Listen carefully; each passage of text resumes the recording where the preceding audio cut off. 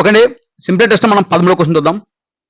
13 చూసే ముందు ఎవరైతే నా మెటీరియల్ కావాలనుకుంటే వాళ్ళు 199 రూపీస్ని ఎవరైతే పే చేస్తారో వాళ్ళు పే చేసిన స్క్రీన్ షాట్ అని నాకు ఈ నెంబర్కి వాట్సాప్ చేస్తారో వాళ్ళు డెఫినెట్లీ కూడా ఫోన్పే నెంబర్ కూడా ఇదేనండి, వాట్సాప్ నెంబర్ కూడా ఇదే. ఎవరైతే ఫోన్పే చేస్తారో ఆ ఫోన్పే చేసిన పేమెంట్ అనేది రిసిప్ట్ అనేది నాకు స్క్రీన్ షాట్ అనేది దీన్ని పంపిస్తారో వాళ్ళకి విత్ ఇన్ సెకండ్లో కూడా నా మెటీరియల్ అనేది పీడిఎఫ్ రూపంలో నేను వాట్సాప్ చేయడం జరుగుతుంది. ఇంకా మన క్వశ్చన్ చూసుకుందామా. A borrows a sum of 2000 from his friend B on 31st December 2011 ఈ రోజుని తీసుకున్నాడమ్మా. On the condition that he will return the same after 1 year at the simple interest 18% per annum. 18% per యానంకి తీసుకున్నాడు. అతను ఏం చెప్పి 1 సంవత్సరం తర్వాత నేను ఇచ్చేస్తాను రా అని ఏ రోజున తీసుకున్నాడు, 31వ తారీఖున డిసెంబర్ నెల 2011 సంవత్సరంలో ఎంత తీసుకున్నాడు అంటే 2000 రూపాయలు తీసుకున్నాడు. ఏ రోజున, ఈ రోజున 31 డిసెంబర్ 2011. ఏ కండిషన్ మీద, on the condition that he will return the same after 1 year with the simple interest at the 8% per annum. 8% per annum మీద సింపుల్ ఇంట్రెస్ట్ కండిషన్తో నేను డెఫినెట్గా 1 సంవత్సరం నీకు రిటర్న్ చేస్తాను అతను అని ఏ అనే వ్యక్తి మీద లేదా అతని ఫ్రెండ్ దగ్గర డబ్బు తీసుకున్నాడు. హౌఎవర్ ఈ get in to A position of returning the money on 1 July 2012. కానీ ఏమైందంటే అతనికి డబ్బులు వచ్చేసినాయి, అనుకున్న టైం కంటే కూడా ముందే డబ్బులు వచ్చేసినాయి. అంటే ఇంచుమించు ఎప్పుడు ఇవ్వాలి, అతను సంవత్సరం తర్వాత ఇవ్వాలి. అంటే 31 డిసెంబర్ 2012 ఆ టైంకి ఇవ్వాలి. కానీ అతను ఏం చేశాడంటే ఇతను డబ్బులు వచ్చి ఏదో వ్యాపారం చేశాడు, డబ్బులు కలిగినాయి కాబట్టి వెనక్కి ఇచ్చేయాలి. ఎప్పుడు ఇచ్చేయాలనుకోండు 1 July 2012కే ఇంచుమించు ఈ రోజుకే ఇచ్చేయాలను, ముందే ఇచ్చేయాలనుకున్నాడు. అయితే ఏం చేయమన్నాడు, how much amount he has to return to be. సంవత్సరం అంటే మనం క్యాల్కులేట్ చేస్తాం, ఇక్కడ సంవత్సరం అని మనం చెప్పలా, సంవత్సరానికి అది ఇస్తుంది. ఇక్కడ కనీసం ఇంచుమించు సంవత్సరానికి ముందే ఇచ్చాడు. ఆయన ఎంత ఇవ్వాలి ఇంట్రెస్ట్, అతను ఎంత అమౌంట్ తిరిగి చెల్లించాలి, మొత్తం ఇంట్రెస్ట్ ప్లస్ ప్రిన్సిపల్ రెండు ఎంత పెట్టి అతను ఇవ్వాలి అనేది మనం క్యాల్కులేట్ చేయమన్నాడు. అంటే ఇక్కడ డేస్లు ఇచ్చాడు, ఇక్కడ మనం డేస్ క్యాల్కులేట్ చేయాలి. అంటే 31 days నుంచి 1 Julyకి ఎన్ని రోజులు ఉందో మనం చూసుకుంటే ఇంచుమించు 6 months అమ్మా. ఎప్పుడైనా గుర్తుపెట్టుకోండి, ఇచ్చిన రోజు లెక్క వేయకూడదు, ఇచ్చే రోజు లెక్క వేసుకోవాలి. అంటే 31వ తారీఖు లెక్క వేయకూడదు, 1వ తారీఖు లెక్క వేయచ్చు. అర్థమైందమ్మా, అర్థమైందా?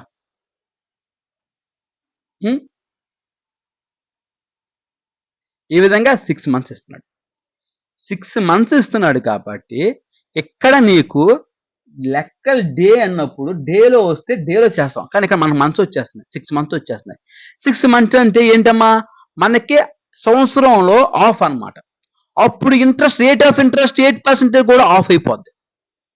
ఎప్పుడైతే నువ్వు ఒకవేళ 2 సంవత్సరాలు అన్నాడు అనుకోండి డబల్ అయిపోద్ది, ఒకవేళ 3 సంవత్సరాలు త్రిబుల్ అయిపోద్ది. కానీ ఇక్కడ ఏం చేశాడు, ½ పర్సెంటేజ్ చేశాడు. ఆఫ్ అంటే సంవత్సరంలో సగంలో ఇచ్చేది, 6 నెలలు ఇచ్చేస్తాం, 12 నెలలుగా సంవత్సరానికి, కానీ సగంలో ఇస్తాం. అంటే అప్పుడు అతని ఒక రేట్ ఆఫ్ ఇంట్రెస్ట్ కూడా సగం అయిపోద్ది. అంటే 8% ఉంది కాబట్టి ఆఫ్ అయిపోతుంది. అంటే 4% పర్ 6 monthsకి అవుతుంది. అంటే ఈ 4% క్యాలిక్యులేట్ చేయాలి. అప్పుడు మనం ఏం చేస్తామంటే ఈ అసలుకి 4% ఎంతో క్యాలిక్యులేట్ చేస్తాం అన్నమాట. అర్థమైందా?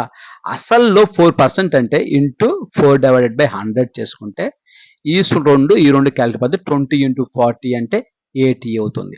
అంటే 80 అనేది వడ్డీ, ఇంట్రెస్ట్ అవుతుంది. ఈ ఇంట్రెస్ట్ అనేది ప్రిన్సిపల్ కూడా యాడ్ చేసుకోవాలి. 2 యాడ్ చేసుకుని ఎంత వస్తుంది, ఇంట్రెస్ట్ అనేది 80 ఉంటుంది, ప్రిన్సిపల్ 2000 అవుతుంది. 2 యాడ్ చేస్తే 2080 రూపాయలు అవుతుంది. ఈ విధంగా మనం అతను 2080 రూపాయలు ఇస్తాడు. ఆప్షన్ 2 కరెక్ట్ అనమాట. ఎందుకు ఇలా చేశాము అంటే ఆఫ్లో ఇచ్చేసాడు అతను, 6 నెలలకి 12 నెలలకి ఇవ్వాల్సింది 6 నెలలు ఇచ్చాడు. అప్పుడు రేట్ ఆఫ్ ఇంట్రెస్ట్ కూడా తగ్గిపోద్ది. 8% ఉంది, ఒకవేళ 2 years అనుకోండి, 8 × 2 8 రోజులు 16 డబల్ అయిపోతుంది. లేదా 4 నెలలు మనం ఇంటూ 4 చేస్తాం. అదే కదా మనం ఇప్పుడు చేసిన కాన్సెప్ట్. అదే విధంగా ఇక్కడ రేట్ ఆఫ్ ఇంట్రెస్ట్ అనేది 6 నెలలు సగం ఇచ్చేసాడు కాబట్టి సగం చేసాం. అది ఈ విధంగా మనం చేస్తాం అనమాట.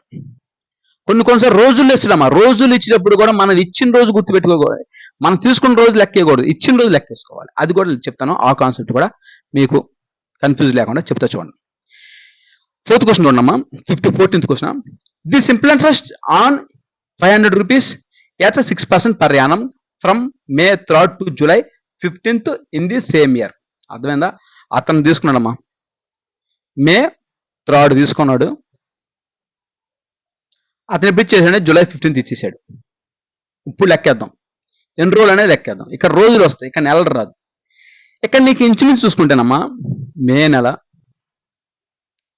జూన్ నెల, జూలై నెల కూడా మొత్తం లేదు, ఇంచుమించు 15 రోజులు ఉంది. ఇక్కడ మే నెల వచ్చేసి 31 రోజులు. 31 రోజుల్లో 3 రోజులు తీసేయండి, ఎందుకంటే తీసుకున్న రోజు గుర్తుపెట్టకూడదు. మనం అప్పు తీసుకున్న రోజు లెక్కేయకూడదు. అంటే 3 తీసేస్తే ఇంకెంత, 31 నుంచి 3 తీస్తే ఎన్ని రోజులు అమ్మా? 31 నుంచి 3 తీస్తే 28 రోజులు. మేలో 28 రోజులు ఉంచుకున్నాడు. జూన్ మళ్ళీ 30 రోజులు, 30 రోజులు ఉంచుకుంటాడు. జూలై కూడా ఇంచుమించు 30 రోజులు, అంతే కదా. 30 రోజుల నుంచి ఆల్రెడీ కూడా 15 రోజులు, 15 రోజులు 15 ఇచ్చేస్తాను కాబట్టి 15 లెక్క, అంటే 15 రోజులు గుర్తుపెట్టుకుంటాం. 15 ఇచ్చేస్తున్నాడు, 31 అయినా 15 ఇచ్చేస్తున్నాడు కాబట్టి 15 గుర్తుపెట్టుకుంటాం. మొత్తం యాడ్ చేసుకుంటే ఇతను 73 రోజులు కూడా తీసుకున్నాడు అమ్మా వడ్డీ అనేది. వడ్డీకి డబ్బులు 73 రోజులు తీసుకున్నాడు. ఇక్కడ మనకు ప్రిన్సిపల్ ఎంత ఇచ్చాడు? 500 ఇచ్చాడు. రేట్ ఆఫ్ ఇంట్రెస్ట్ ఎంత ఇచ్చాడు? 6% పర్ యానం ఇచ్చాడు. అదేవిధంగా టైం పీరియడ్ ఇచ్చాడా? టైం పీరియడ్ మనకు ఆల్రెడీ రోజులు ఇచ్చాడు కాబట్టి దాన్ని మనం రోజుల నుంచి మనం మార్చుకుంటాం ఇయర్లోకి. అది ఎలా మార్చుకుంటాం? రోజులు డివైడెడ్ బై సంవత్సరానికి ఎన్ని రోజులు అవుతుందో అన్ని రోజులు డివైడెడ్ బై చేస్తాం. ఈ విధంగా టైం పీరియడ్. ఇక సింపుల్ ఇంట్రెస్ట్ మనం కనుక్కోవాలి. టీటీఆర్ డివైడెడ్ బై 100 మన ఫార్ములా తెలుసు. ఇది ఎందుకు తీసుకున్నాం అంటే మనకి ఇప్పుడు కూడా టైం పీరియడ్ అనేది ఇయర్స్ లో ఉండాలి, కానీ ఇక్కడ ఇయర్స్ లేదు, రోజులో ఉంది కాబట్టి ఈ విధంగా డైరెక్ట్ తీసుకుంటాం. అంటే టీటీఆర్, టీ అంటే 500, టైం అంటే ఏం చెప్పాడు? 73 రోజులు అని చెప్పాడు. 73 రోజులు డివైడెడ్ బై 365 రోజులు. ఎప్పుడు కూడా 365 రోజులు తీసుకోవాలి, 366 రోజులు తీసుకోకూడదు. అదే విధంగా చూసుకుంటేనమ్మా 6 రేట్ ఆఫ్ ఇంట్రెస్ట్ ఎంతమ్మా? 6 అర్థమైందా? ఇంటూ బై 100, అదే కదా పీటీఆర్ బై డివైడ్ 100. ఈ 100 అనేది ఇందులో 5 టైమ్స్ పోద్ది. 73 అనేది 365లో 5 టైమ్స్ పోద్ది. 5 అనేది 5లో 1 టైం పోద్ది. ఇంకా మిగిలింది ఏంటి? 6 అన్నమాట, అంటే 6. అర్థమైందా? ఇది ఏమవుతుందంటే సింపుల్ ఇంట్రెస్ట్ అనేది 6 రూపాయలు వస్తుంది. అర్థమైందా? అతను 6 రూపాయలు ఇవ్వాలి. ఇది క్వశ్చన్, ఆప్షన్ 2 కరెక్ట్ అన్నమాట. ఈ విధంగా రోజుల్లో వస్తే ఈ విధంగా మనం రోజుల్లో చేస్తాం, నెలల్లో ఆఫర్ ఇస్తే ఆ విధంగా చేస్తాం. అర్థమైందమ్మా? ఏం పెద్ద కన్ఫ్యూజన్ ఉండదు. క్వశ్చన్ అర్థం చేసుకుంటే చేసే మెథడ్ చాలా అంటే చాలా ఈజీగా ఉంటుంది. ఈ క్వశ్చన్ కొంచెం డిఫరెంట్, చాలా చాలా ఇంపార్టెంట్ అన్నమాట. ఇక్కడ ఏం చెప్పాడంటే if XYZ are 3 sum of money, XYZ అనేది కొంత సమ్ ఆఫ్ మనీ, కొంత అసలు అన్నమాట, మనీ యొక్క అసలు ప్రిన్సిపల్స్ అనమాట ఇవన్నీ. సచ్ దట్ అయితే Y the simple interest on X, Y అనేది ఎక్స్ మీద simple interest, Z is the simple interest on Y, Z అనేది వై మీద simple interest for the same time at the same rate of interest. అంటే ఇక్కడ same time అన్నాడు, same rate of interest కనుక్కోమన్నాడు, ఒకటే అన్నాడు. ఏమన్నాడు? Then what is the relation between XYZ we have, ఇక్కడ రిలేషన్ కనుక్కోమన్నాడు. XYZ యొక్క రిలేషన్ అంతా.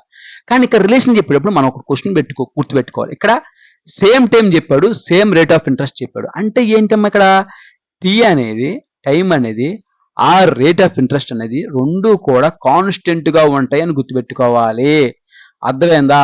ఎప్పుడైతే టైం అనేది ఇది కాన్స్టెంట్ ఈ విధంగా ఉంటుందో సింపుల్ ఇంట్రెస్ట్ అండ్ ప్రిన్సిపల్ వాటి యొక్క రిలేషన్ అనేది డైరెక్ట్లీ ప్రొపోర్షనల్ ఉంటుంది అనమాట. డైరెక్ట్లీ ప్రొపోర్షనల్ ఉంటుంది వాళ్ళ యొక్క రిలేషన్ అనేది. అర్థమైందా? అంటే ఏంటమ్మా ఈ విధంగా ఇచ్చినప్పుడు డైరెక్ట్ ప్రొపోర్షనల్ అంటే simple interest principal is equal to, ఇక మనం ఆల్రెడీ చెప్పాడు వై అనేది ఎక్స్ మీద ఇంట్రెస్ట్ అంటే వై బై ఎక్స్, అదే ఎక్స్ అనేది జెడ్ మీద ఇంట్రెస్ట్ అని చెప్పాడు. అంటే జెడ్ అనేది Z is the simple interest on Y, Z అనేది వై మీద అని చెప్పాడు, అంటే ఇంట్రెస్ట్ అని చెప్పాడు. జెడ్ అని వై మీద ఇంట్రెస్ట్ అని చెప్పాడు. ఈ విధంగా ఈక్వల్ చేసినప్పుడు వాటి రిలేషన్ కనుక్కోవాలి. అంటే క్రాస్ మల్టిప్లై చేస్తాం, అంటే Y square is equal to ZX, అంటే ఇది ఆన్సర్ వస్తుంది. ఆప్షన్ 4 కరెక్ట్ అనమాట. Y square is equal to XZ అన్న ZX అన్న రెండు కరెక్టే. కాబట్టి వాటి యొక్క రిలేషన్ ఎలా ఉంటుందంటే ఎప్పుడైతే టైం అనేది, రేట్ అనేది, ఇంట్రెస్ట్ అనేది, రేట్ ఆఫ్ ఇంట్రెస్ట్ కానీ టైమ్ ఆఫ్ పీరియడ్ అని కానీ ఎప్పుడైనా కూడా కాన్స్టెంట్ ఉంటే వాళ్ళ యొక్క సింపుల్ ఇంట్రెస్ట్ SI కానీ వాటి యొక్క ప్రిన్సిపల్ కానీ డెఫినెట్గా డైరెక్ట్ ప్రొపోర్షనల్లో ఉంటాయి.